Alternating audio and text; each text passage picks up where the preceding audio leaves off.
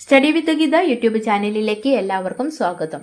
AP Saseendran സാറിന്റെ അറിവ് പങ്കിടാം എന്ന പങ്ക്തിയിലെ ചില ചോദ്യങ്ങളും ഉത്തരങ്ങളും പരിചയപ്പെടുത്താം. 26-ാം ദിവസത്തെ ചില ചോദ്യങ്ങൾ പരിചയപ്പെടുത്താം.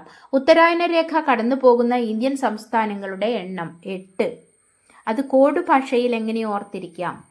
കോഡ് MTയും MGRും JCB വാങ്ങി.